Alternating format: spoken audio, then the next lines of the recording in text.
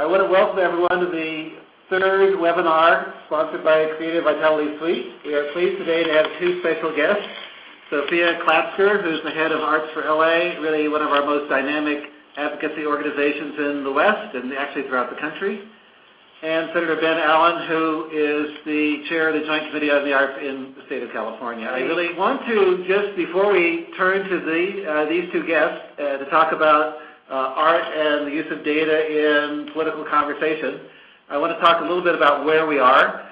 In webinar number one, we talked about how to use data and really focused on how to appeal to different audiences using different messaging. And we really made the point that even though you have a lot of powerful data, please don't overwhelm your audience with endless sets of data. And then we also really underscore here at WestF the need to use correct data. Unfortunately, in the arts community over the years, we've had a not so good habit of using whatever data comes before us. But this can come back to bite us because as we look to develop trust with our elected officials, using data that is less than correct is never helpful, and they, I can tell you, do not appreciate it. Webinar number two dealt with the principles of persuasion, and I won't go into that webinar's findings too much because we want to get on with our guests, but I think what I want to emphasize with you more than anything is there really are principles of persuasive argumentation. There are theories of argumentation. So we encourage arts advocates to look at those, and we have some of those again on our website that are summarized from the last webinar. I also want to, at this time, try to explode some myths about some of the data streams that are out there. The Creative Vitality Suite is a very robust data stream about creative economy. It includes data from the for-profit and the nonprofit worlds. It can be downloaded by zip code, county, MSA, state, national, sub-regional, regional, all kinds of slicing and dicing of data, which makes it a very useful tool. And I would underscore it is an interactive tool, so it's pretty fun to play with. We have other data streams that people use that are out there that are great, but they're different. For example, we have the National Endowment for the Arts Bureau of Economic Analysis satellite account, and this is a wonderful study of the size of the creative economy across America. It's also available broken down by state, and that's about it. So interesting streams of data, but again, compared to the CVSuite, a little bit more limited. Also, we have the Americans for the Arts Art and Economic Prosperity Study, done once every 5 years and based on surveys of about 300 and some local sites imputed to the national scene. So that's another data source that's available. Again, not done like CVSuite quite so frequently and based on a little less representative data than, actually a lot less than the CVSuite has. So data sets out there are different. You can use them in different ways, and again, we encourage you to use the ones that work best for you. So that's all I really want to say about WestF and the CVSuite for now. I encourage you to go to our website and find the Creative Vitality Suite and look for a lot of resources. But I now want to turn to Sofia and ask her to introduce our special guest, Senator Ben Allen. Sofia? Thank you, Anthony. I'm so honored to be part of this, and I really appreciate you including Arts Relay. And hello, Senator. Let me start actually by saying a few words about you. So California State Senator Ben Allen was elected in 2014 to represent the 26th Senate District, which consists of the West Side, Hollywood, and coastal South Bay communities of LA County. I should also say that I live in Senator Allen's district, and I'm one of his constituents. Ben serves as chair of the Senate Education Committee and the legislature's Joint Committee on the Arts. He is a member of the Senate Committees on Elections and Constitutional Amendments, Natural Resources and Water, and Transportation and Housing. He co-chairs the Environmental Caucus and is vice chair of the Jewish Caucus. The Joint Committee on the Arts was formed in 1984 and recognizes that the arts contribute significantly to the quality of life in California, play an important role in the identity, innovation, and economy of the state. And setting dramatic decline in arts education programs in the state's public schools, the core areas of the committee is authorized and directed to study include the economic impact of the arts in California, the budget and programs of the California Arts Council, goals appropriate to the future of the arts and culture life of California, arts legislation in the state, and the status of arts education in California. As chair of the Joint Committee of the Arts, Senator Allen authored successful legislation that reinstated teaching credentials for theater and dance educators. And I have to say, as someone who worked in arts education and arts education reform for over a decade, this is a significant, major, remarkable achievement. He is fighting for increased access to the arts in schools, especially in disadvantaged communities, and is working to keep entertainment industry jobs in California. He has a Bachelor of Arts degree from Harvard University, where he graduated magna cum laude in history, a Master of Philosophy degree from the University of Cambridge, and a Juris Doctorate from UC Berkeley. He is also fluent in Spanish. So Senator Allen and I have worked together in a few different ways over the years. Within the first month of my being the Executive Director of Arts for LA, Senator Allen had introduced a resolution to increase state arts spending and funding, not just spending, funding. And this was introduced, I started April 1st, it was introduced April 7th, and it was the first campaign that my organization supported for Allen. Then 2 weeks later, there was the hearing of the Arts and Creative Industries, an updated assessment of California's creative economy on April 15th. And not only was it standing room only, I was also honored to be the one to present from Californians for the Arts, Senator Allen with the Arts Champions Award because of his support for increasing support for California Arts Council.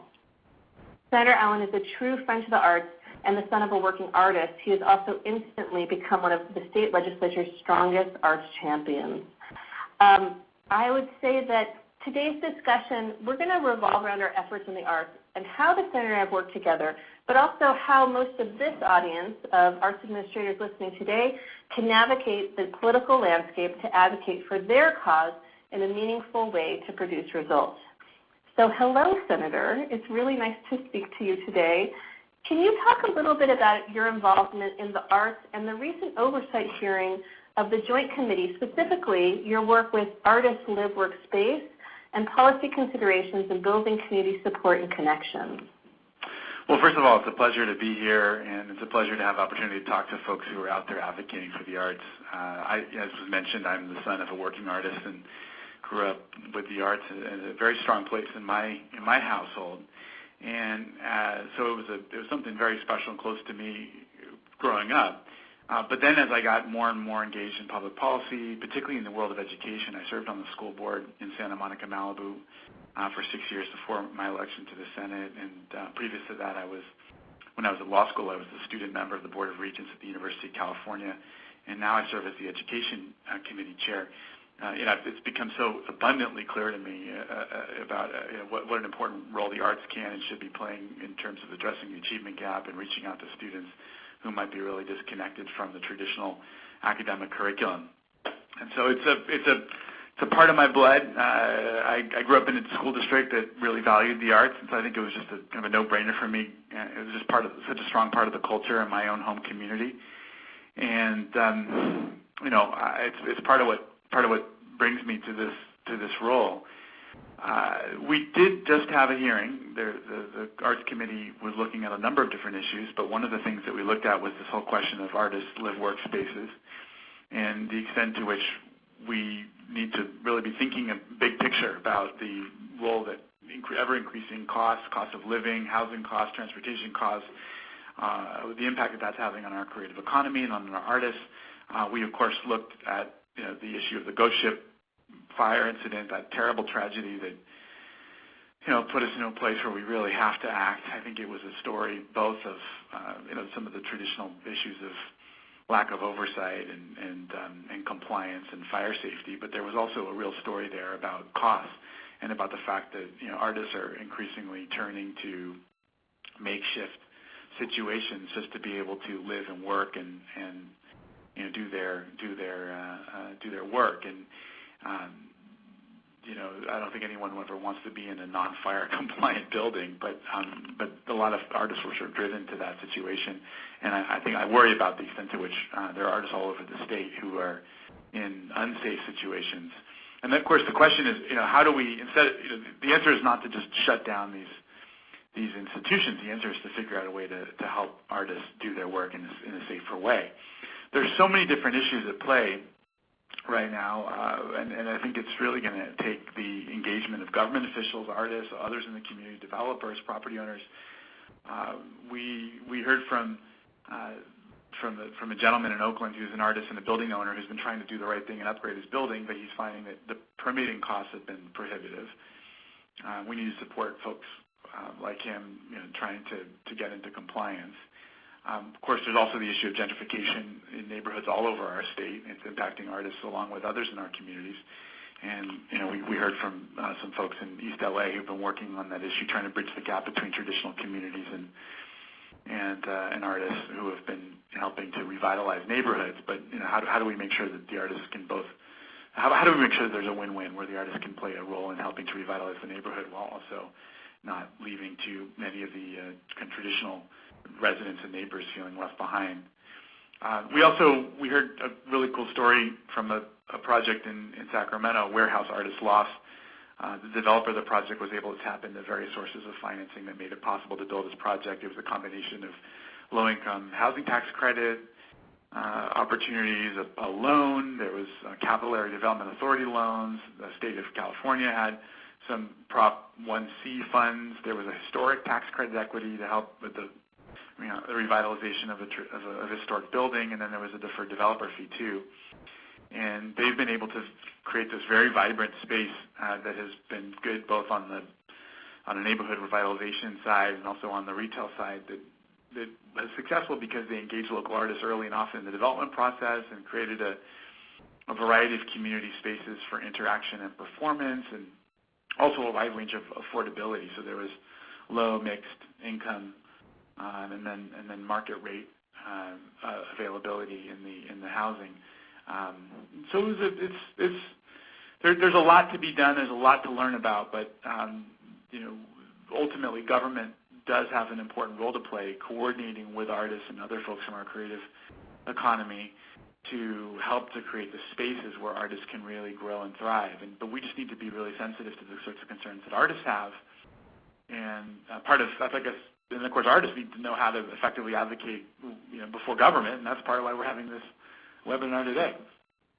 Exactly, and I think what's significant about what you just said is also embedding the artist early on made for a successful project as well as some solutions to these kinds of issues. And so that's something that we try to promote, and we would recommend that other administrators promote as well, is how can you have your community be more invested in civic dialogue or planning earlier in a project. You also just reviewed the newly released economic data from the Otis report on the creative economy. Can you talk a little bit about that report and its recent findings? Yeah. So since its inception in 2007, the Otis College of Art and Design, which is in my district, not too far from LA International Airport, Otis has commissioned the LA County Economic Development Corporation to generate the Otis report on the creative economy. And this was done to focus specifically on Los Angeles County. But then 4 years ago, the report was dramatically enhanced to measure data and also to analyze trends throughout the entire state. So go beyond just LA and Orange counties, but look throughout the state. And that's obviously something that our committee really welcomed because we've been really looking to try to expand the conversation to areas of the state that have sometimes been left off the map, left off the radar screen when it comes to the creative economy.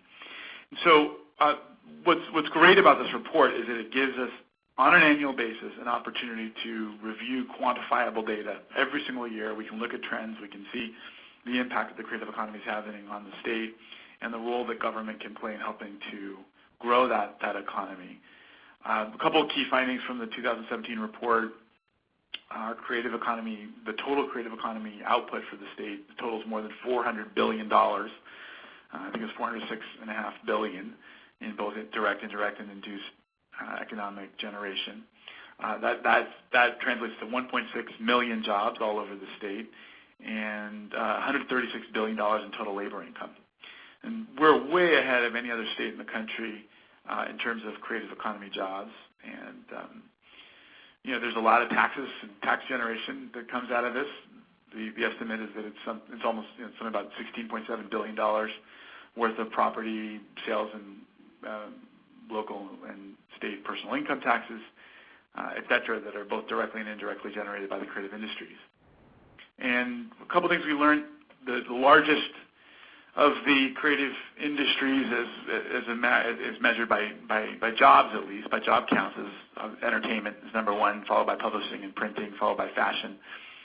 These three industries accounted for 60% of the direct creative industries employment in California. But ultimately, there are so many different industries that have a deep, direct connection to creativity and the creative economy. And we're looking at all of them. We've looked at the question of galleries. We've looked at the question of working artists. We've looked at muralists and designers and architects, and there's so many aspects of this. And ultimately, it's such an important part of what makes California so great. I mean, if you look at how we've gotten to the place where we're now the sixth largest economy in the world, almost the fifth, this creative mix that we've been able to foment here in the state is such an important part of that. Mm-hmm. And what we found... Well, one thing to mention, by the way, also that the creative economy occupations often require higher levels of education or skills training. About 50% of those examined requiring a bachelor's degree or higher, and that also ties into some of the work we're doing at the Education Committee to try to help get more young people through college. I'm so glad that you mentioned that, because I think we want to focus on getting more young people through college, and we also want to point out that when 50% of those jobs do demand the higher degree, that also means 50% don't. And for the first time, we can really make that claim that for people exiting high school, if college isn't on their path, the creative economy is a really good career path for them, and there are opportunities there that we can expand on and grow as well. So I think following both pathways is really important for the state. I also love you talking about quantifiable data, about the impact. I have to say, when the Otis report first came out, just in terms of its impact on LA County and the Southern California region, that really was a game changer for us on how we could use that quantifiable data and then use it to have other research developed and created and kind of bounce back and forth. So that's really, it's terrific to hear how it's happened, that the state now is looking in this way and that we have these real numbers. My next question actually is about going federal. So what have you heard from your arts communities and organizations about this potential NEA cut, and how loud are these organizations being on the subject? And how organized are their efforts, in your opinion? Well, I've heard from a number of arts organizations and members of the arts communities around the state about this. This is obviously something that's raising a lot of concerns. But I will say, in addition to the kind of usual suspects, the folks that you would expect to raise concerns, I've actually I found striking the number of Californians around the state and California business leaders, such as the Boeing Corporation, folks who are not arts organizations or part of traditional arts communities, who are also deeply concerned about cuts to the NEA, because I think they see, they see how important the arts are, broadly speaking, to our economy and to creativity and to keeping California and the nation competitive and innovative, and this the key part of what's made us so successful over the past few decades. By the way, I'd like to add that it's not only the NEA, but it's 4 of our iconic national cultural agencies that are on the chopping block. There is the NEA, but there's also the National Endowment for the Humanities. There's the Institute of Museum and Library Services, and then, of course, the Corporation for Public Broadcasting that funds PBS and NPR. The President has proposed eliminating all 4 of these pillar national cultural agencies. So, we need to push back hard. Certainly, folks have been raising concerns, but we need to do it loudly. There was a National Americans for the Arts Advocacy Day that happened this year on March 21st in D.C. I know that was effective. A lot of folks went and met with many members of Congress. They were able to remind them of the value of minimally maintaining the modest funding that these organizations receive. And ultimately, not only did Congress maintain their budgets, but they actually proposed slight increases. So I think that it was nice to see that the President's destructive call actually generated a lot of pushback, and Congress felt that pushback, and that was reflected by the ultimate result. But this issue is not going away. We're going to have to be very vigilant on this issue. The fact of the matter is we are so far behind other countries. I met with the heritage minister from Canada a couple weeks ago, and it was just extraordinary how much more money that they spend on the arts in their country versus us, and it's embarrassing. Most countries that are our sort of competitor countries are just so much more committed to public arts funding. The NEA is an absolute drop in the bucket, and it's just shameful that the president has put it on the chopping block. And I think in the state as well that we've seen that money coming into California and how it can be leveraged, but our state funding is so low compared to the rest of the country, and then when you compare it to other countries as well, that it really feels very daunting. The other thing that we found here is that we decided as a local advocacy organization to support these statewide and federal campaigns, and so in partnership with Californians for the Arts, which is a board I sit on, we used our online platform and collected over 6,000 signatures of Californians who then those signatures were delivered by hand in March to the DC representative, because we really thought this is important not to just show that we are a country that supports this, but that this is a state where this is a priority.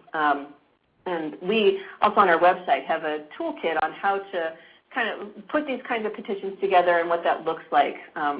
So it's something that we've been trying to foster a little bit more. Have you been impressed by the messaging or presentation when these organizations come to you support for the arts, or what advice do you have for the arts in general when they're advocating to you? Yeah, I have. I've certainly been impressed. And I will say that California Through the Arts and Arts for LA have been very effective in outreach and messaging. They've got a lot of experience, both organizations, with in meeting with legislators, developing relationships, effectively making their case. But it's an absolute never-ending process, and folks who care about this kind of thing need to continue to push. What are some things? So I've certainly been impressed, but I think part of what you have to do is craft the message and tailor it to the member of the legislature, to the person you're trying to convince. You also have to know your message. You have to have a specific goal in mind, both the best outcome and then also keeping in mind that compromises may be part of the process. You're never going to get everything you really want, but understanding that understanding how to recognize a win when you see it. A couple things that I would spend some time doing. First of all, get to know the person you're meeting. Make sure you've read their biography beforehand. Make sure you understand what are the things that they care about, what are the things that they focused on. If you can bring someone with you, a member of your organization who's actually from the legislator's district, for example, that's very effective. Ultimately, as much as we know and love the statewide advocates, our real accountability is to our voters. And so if there's someone from the district, particularly a prominent person, maybe even a local elected official, someone on the Arts Commission, or a city council member, or just a local leader who cares a lot about the arts and the business community, who can come and be part of that advocacy trip. That's really meaningful, because there's just another level of accountability when it's someone who they know, the legislator knows that they're going to see back home at the fish fry or the whatever local event that they're going to on a regular basis. I would sort of be both informed and able to speak about the contributions that your organization or the arts writ large make both to the state as a whole, but also have talking points about local impacts, and that could include both data and also anecdotes, local stories that make a difference. It's interesting. We are storytellers as people. Human beings are storytellers, and as much data as you want to throw at somebody, sometimes what most impacts someone is that personal touch, that personal story that that may tell a 1,000 data points right in one story. I'll give you a little example. There was a fundraising pitch one time from an organization that was working on child soldiers. They were trying to help child soldiers transition back into civilian life in Africa. And they sent out one fundraising pitch that talked about the fact that there were over 1 million child soldiers in Africa, and it's such a big problem. Please help us. We're doing all this great work, and we've saved so many thousands of lives. And it got a certain amount of money, but not that much. They were actually kind of disappointed by how effective the fundraising pitch had been. They then sent a letter out just telling the story of one child soldier, and their fundraising went through the roof. And then the next time they sent out a letter, it was the story of 2 child soldiers, and that was lower than the 1 child soldier. So the reason I bring all this up is that we were raised in the caves listening to stories. We are inclined towards stories, and data can sometimes be a little overwhelming, and certainly legislators care a lot about data, probably more than the average Joe, just because we have to be looking statewide on the policy implications of everything we decide all the time. But having some of those meaningful stories, bringing someone who from their district whose life has been transformed or touched by their interaction with the arts, that kind of thing can be so powerful. I'll give you another example. I got a chance to bring a Republican colleague to a prison where Tim Robbins' organization, Actors Gang, was doing a session with a bunch of young women. They were this was a juvenile detention facility, and they, as part of the program, got up there and were able to do some acting games. But they also had a TED Talk portion where they got up and they told their stories, and it was just so moving and so powerful. This colleague of mine was in tears by the end. It just hit him in such a hard, tangible way, and really packed a punch. And it was just so hard to deny the humanity and the extent to which this program had touched these young women who had lost their way and made some mistakes. But oftentimes those mistakes were couched in their own experiences and traumas that they had suffered themselves. And it just touched him in such a human way, and it really struck me. So there's no question. Make sure to have data, right? Make sure to have specific facts and accomplishments. You want to be able to talk about how many kids you're helping to have a place to create after school. Keep away from potential trouble. You want to be able to talk about the number of people you employ and how much they live and how much they spend in the community and the impact. But in addition, those stories, particularly if they can be delivered by someone who's experienced them personally, can also pack a real punch. Oh, God, I love that. And obviously, that's a program that's near and dear to my heart. The Actors Gang is an LA organization with national impact in how they're working in prisons. I think what's notable is you need to have that data, but also that you took someone with you out into the field for that in-person experience. That's invaluable. And now you're the anecdote story inside the legislature. And I think that we as advocates need to remember that we're sharing stories with you, but you also need an opportunity to experience those events so that you can share them with your colleagues as well. So many people don't know that I actually started my career in technology as well as in the fine arts, but really technology is my background. And I think you've talked about this being present, bringing data, know who you are, know who's coming in. But can you also talk a little bit about technology and how data in the arts can be available, how we're using it? How important is data in the conversation, especially when we look at things like cuts to the NEA? Look, ultimately data is a vital part of the conversation. Maybe not for the President of the United States, but certainly for state legislators here in California. We care a lot about data. We understand that ultimately every decision we make has implications, and if we're not taking data into account, we're making a real mistake. Understanding the contributions of arts organizations to the economy, their collective worth, definitely helps to validate policy decisions.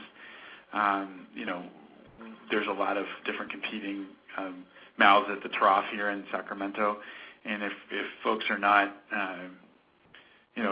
ultimately they're all coming. Every other organization, every other group, every other cause is coming with packed with data and explaining how their tax cut or their incentive or their public investment is going to pay off royally for the state, and we need to do similar work on our side, because otherwise we're not making as strong a case compared to some of those other groups. So I think one of the things is the number of jobs associated with creative workers and employers. That resonates with both sides of the aisle. It's something everyone cares about, and something that we need to kind of always think about.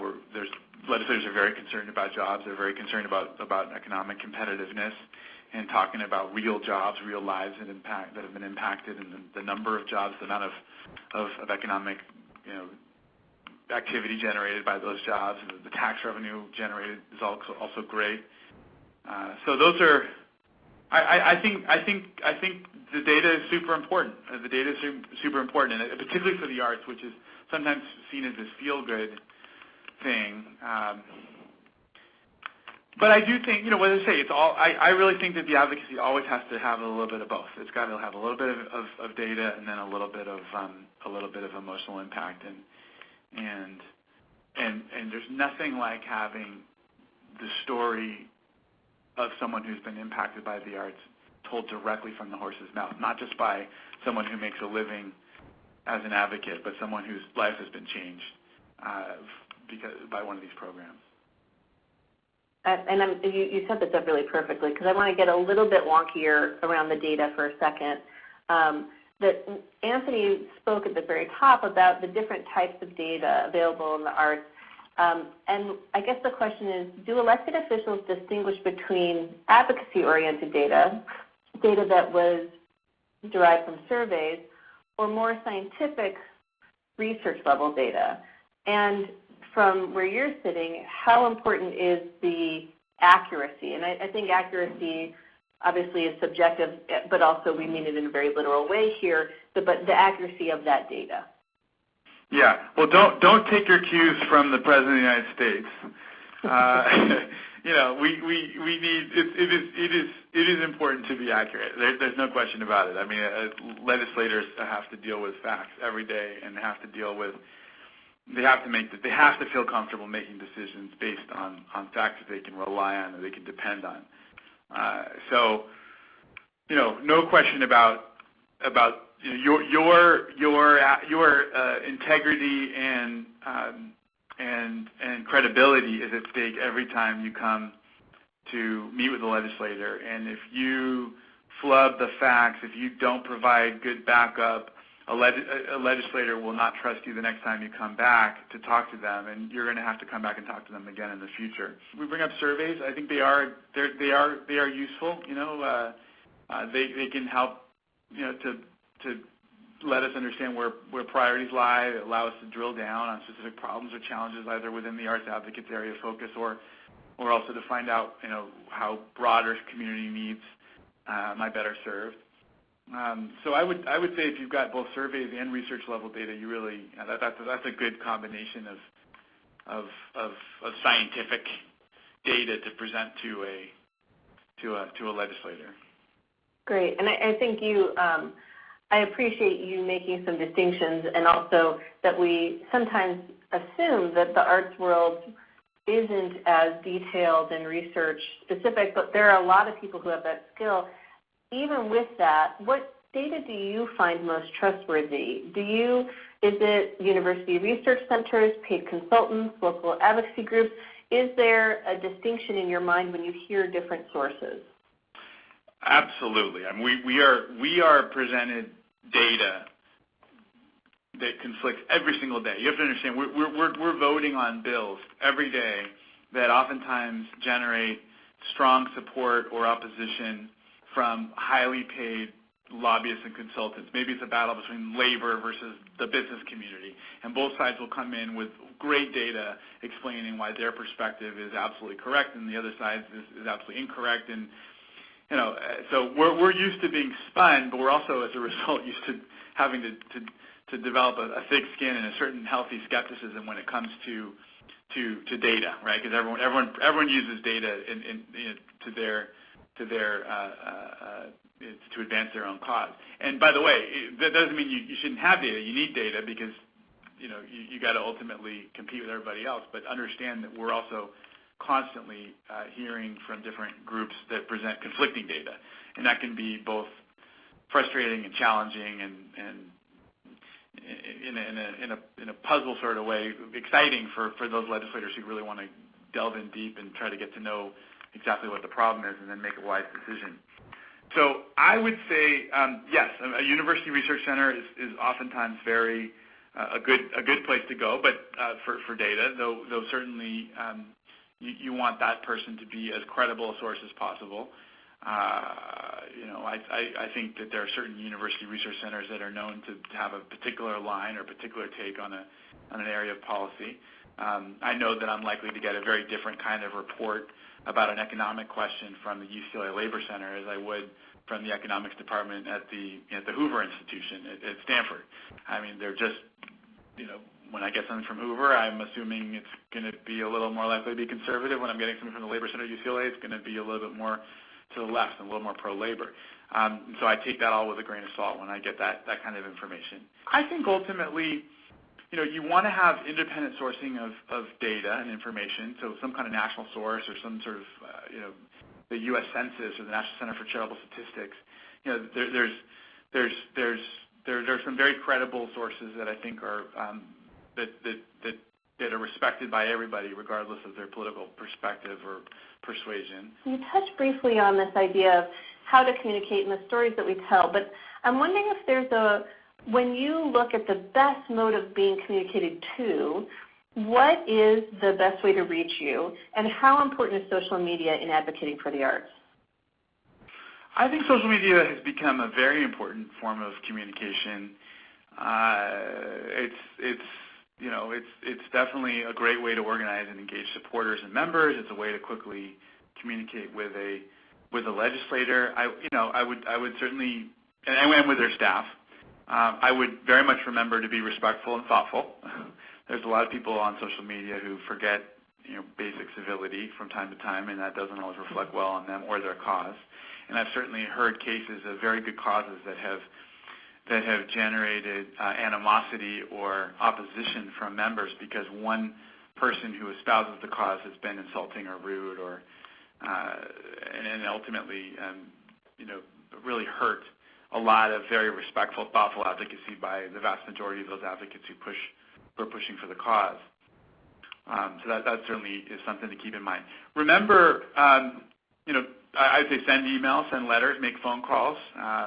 Understand that a meeting with a staff member is oftentimes it's a very good thing to do.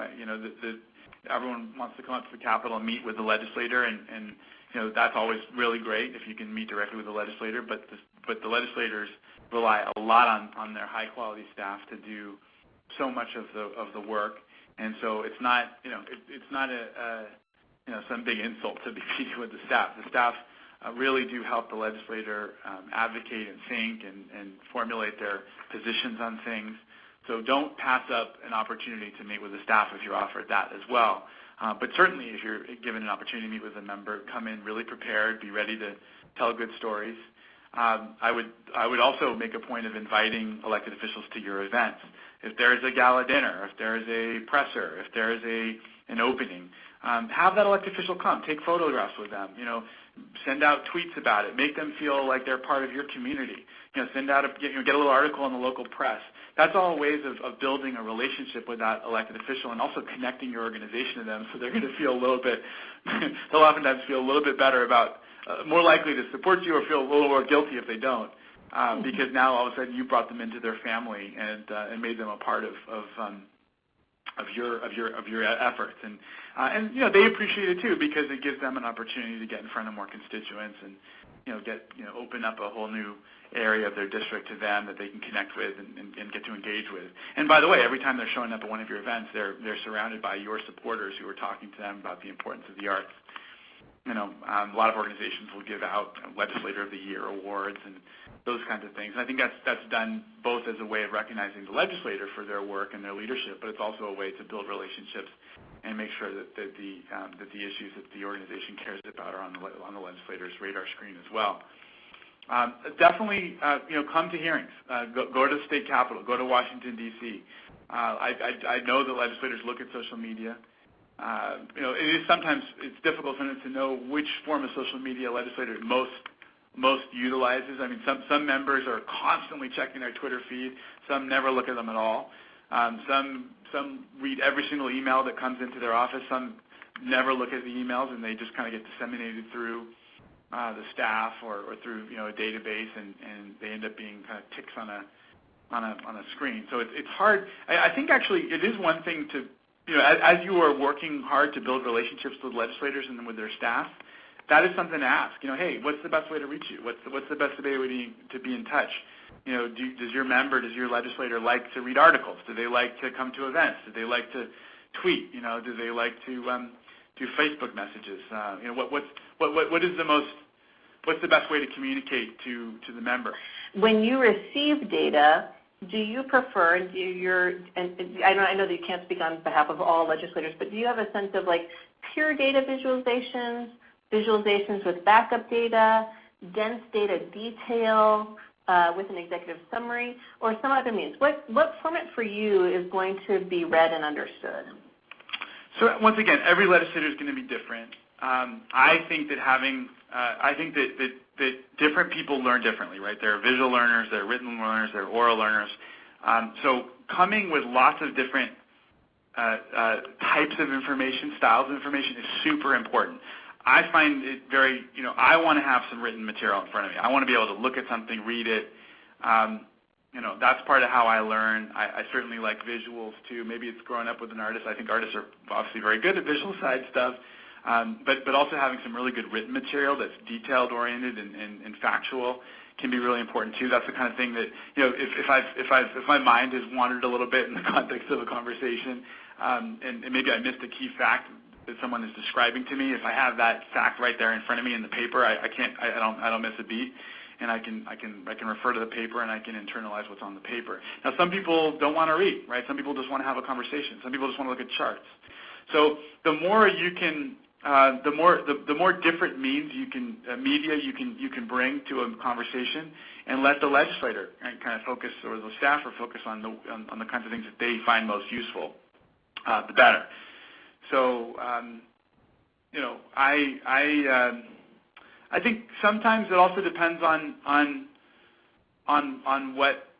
what the context is and what I'm using the information for. If you're trying to convince me, that's one thing, versus if you're trying to help me get some information that I want to disseminate to others. But it's always useful to have written information. Information I can forward.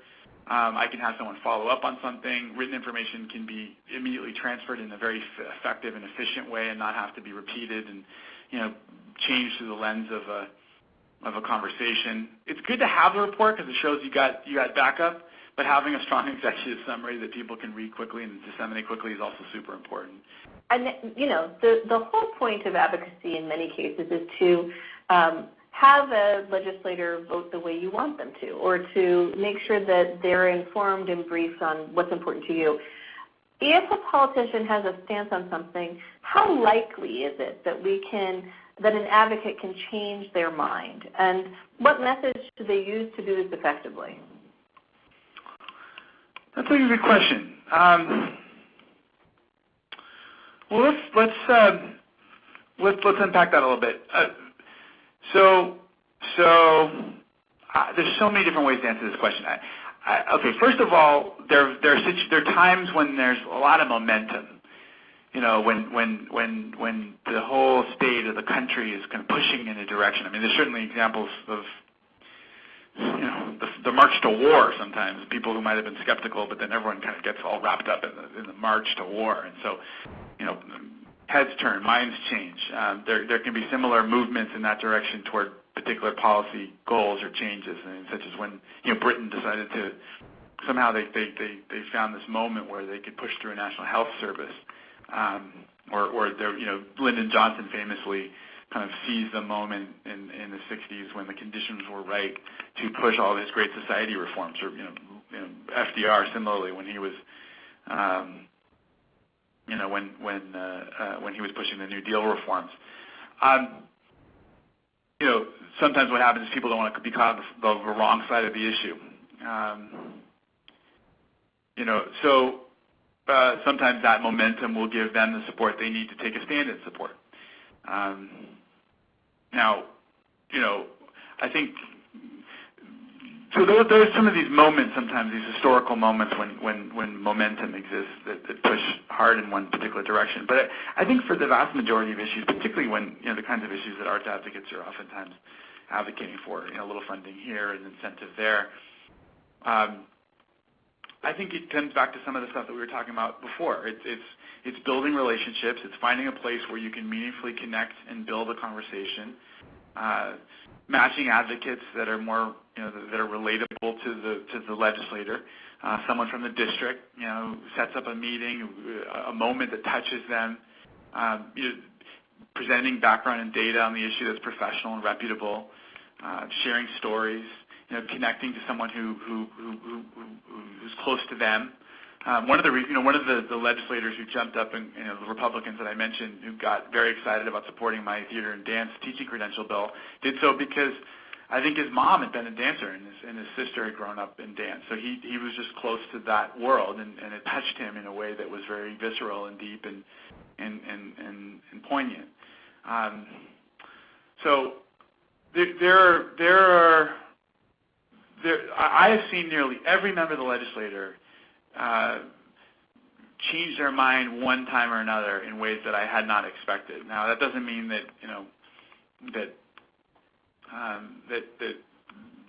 most Republicans are suddenly voting for tax increases in California, and most Democrats are voting to repeal every piece of environmental legislation or labor legislation. But at the same time, I've seen almost every one of my colleagues vote in a slightly unpredictable way once or twice because someone reached out to them and touched them, or some argument connected with them.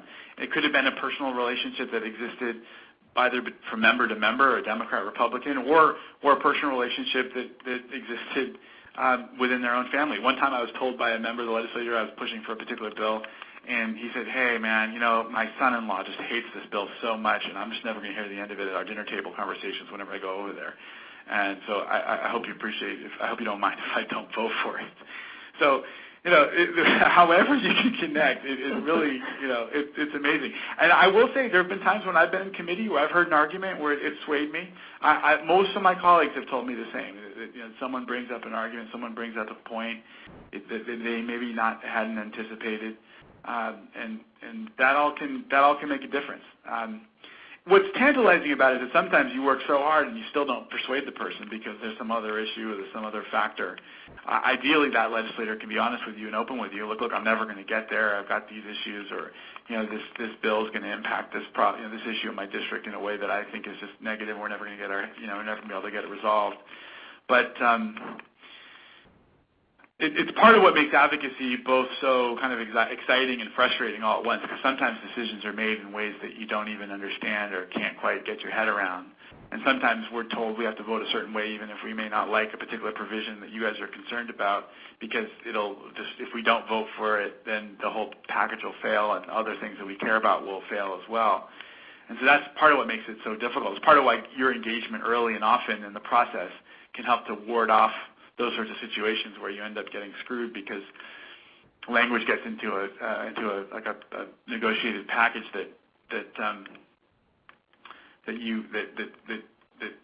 detrimental to you. And so you need to have advocates and allies who are in the room paying attention and protecting your interests when the negotiations get crazy. And that's one of the most wild times of the legislative process, is when you're finalizing the budget, or when you're in the last couple days before the end of session, and just deals are getting struck left and right, and you've got to make sure that your causes, your interests, your needs aren't being thrown under the bus. So, and I guess I'm going to just do a final on that, because I think you presented a few different ways that people are making decisions. But in the end, what wins the argument? Does data win the argument, or do emotions win the argument? I think it's both. I think you need both. They complement each other. I think ignoring both, you ignore both at your own peril. Yeah, I agree with that. I am so grateful that you are my legislator and that you've taken the time today to be part of this conversation. Well, listen, I appreciate the fact that there are folks out there advocating for the arts. I know what a difference the arts make in people's lives, and yet the challenge that we have is making sure that the arts get shoved onto the radar screen. We're never going to have the kind of money and advocacy and lobbying might of other organizations. What we do have is this extraordinary moral suasion, and we just need to make sure that we keep telling that story. You got to support organizations that are telling that story, that are advocating, because they end up making such a difference. And we've got to redouble our efforts under all the current circumstances. And I just appreciate you, Sophia, and everyone at the Western States Arts Federation who are telling the story and pushing people to engage.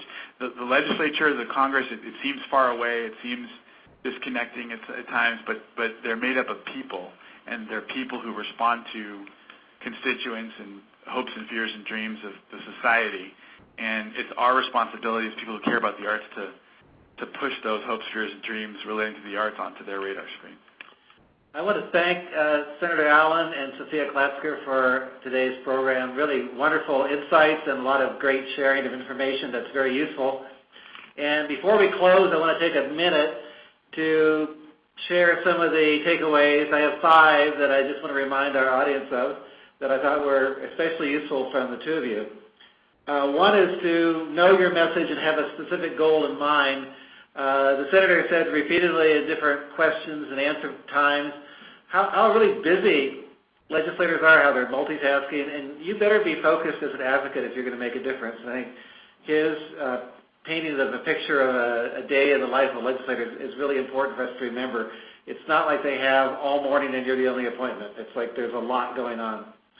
I think we also learned about we should know our organization's contribution to the economy, and we can find that through data. There are data sources. There's the information we have about the number of people employed at our individual cultural organization. We know about the number of people employed in creative economy in a county, MSA, zip code. We can find all that.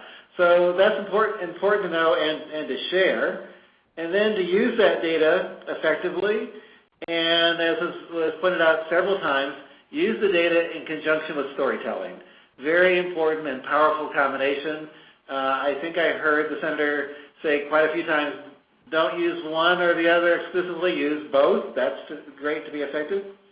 We also heard some great comments on the power of social media and the importance of being effective in that arena.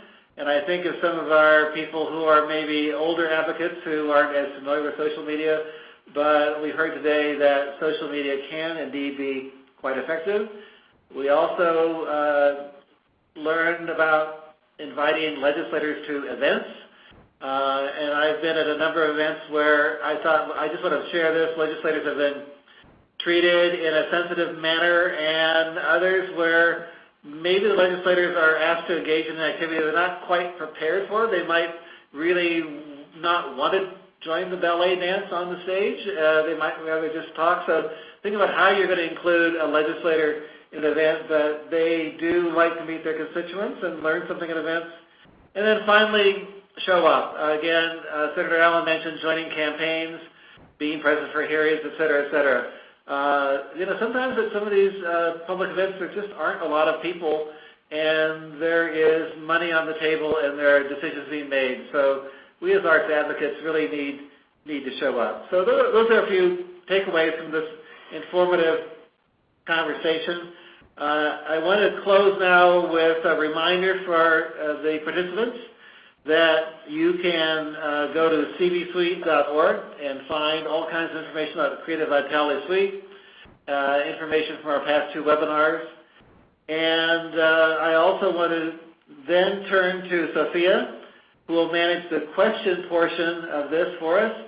So Sofia, let's start with the first question from one of our participants. Thank you all for joining us and for submitting questions. We did run a bit long, but we do have time for maybe 2 questions. Here's the first one we received. This webinar was helpful, but is there a resource out there where we can find information on how to advocate? Any other best practices? And I would say, Anthony just mentioned this, but on their own CVSuite site, they have information about the NEA that is the latest information. Also, the weststaff.org site has a toolkit around advocacy. At a local level, Arts for LA, my website, does also have a toolkit. Some of that information is how you work with elected officials, how to host a meeting. And then again, nationally, we have Americans for the Arts. They have the Arts Mobilization Center and the Arts Action Fund with the actions to be taken in a timely manner, as well as the National Assembly of State Arts Agencies. They have an Advocacy 101, a Making the Case, and a research section all around advocacy itself. For question 2, here it goes. There are a few data-driven reports that are available to the arts, such as the newly released AAC5, which we mentioned, which focuses on nonprofit contributions.